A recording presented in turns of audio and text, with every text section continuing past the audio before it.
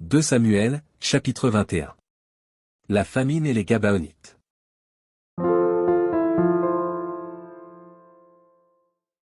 Du temps de David, il y eut une famine qui dura 3 ans. David chercha la face de l'Éternel, et l'Éternel dit, c'est à cause de Saul et de sa maison sanguinaire, c'est parce qu'il a fait périr les Gabaonites. Le roi appela les Gabaonites pour leur parler. Les Gabaonites n'étaient point d'entre les enfants d'Israël, mais c'était un reste des Amoréens. Les enfants d'Israël s'étaient liés envers eux par un serment, et néanmoins Saul avait voulu les frapper, dans son zèle pour les enfants d'Israël et de Juda. David dit aux Gabaonites, que puis-je faire pour vous, et avec quoi ferai-je expiation, afin que vous bénissiez l'héritage de l'Éternel? Les Gabaonites lui répondirent, ce n'est pas pour nous une question d'argent et d'or avec Saul et avec sa maison, et ce n'est pas à nous qu'il appartient de faire mourir personne en Israël. Et le roi dit, que voulez-vous donc que je fasse pour vous?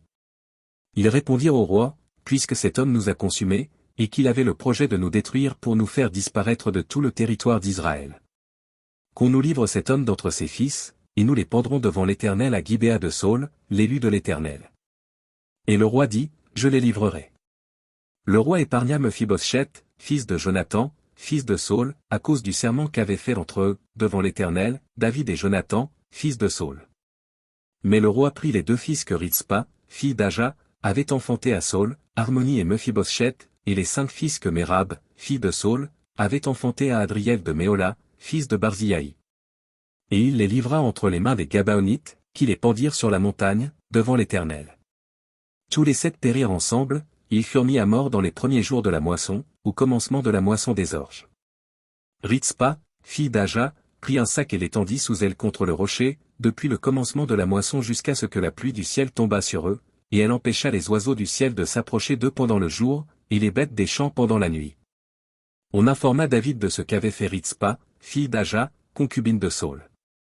Et David alla prendre les os de Saul et les os de Jonathan, son fils, chez les habitants de Jabé en Galade, qui les avaient enlevés de la place de Beth-Shan, où les Philistins les avaient suspendus lorsqu'ils battirent Saul à Giboa. Il emporta de là les os de Saul et les os de Jonathan, son fils, et l'on recueillit aussi les os de ceux qui avaient été pendus.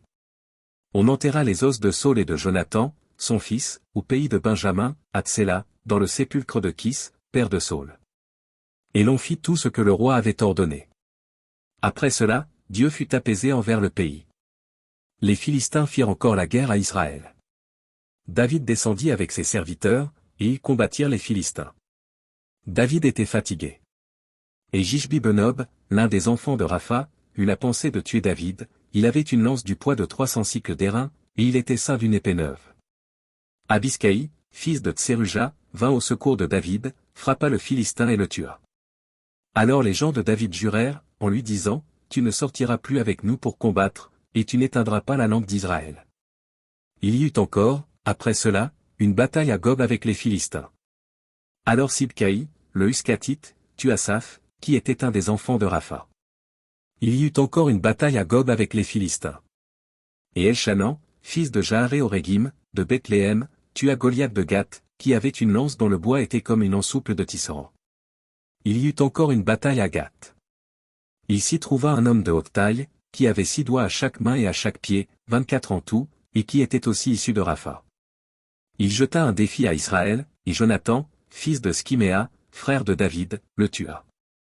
Ces 4 hommes étaient des enfants de Rapha à Gath. Ils périrent par la main de David et par la main de ses serviteurs.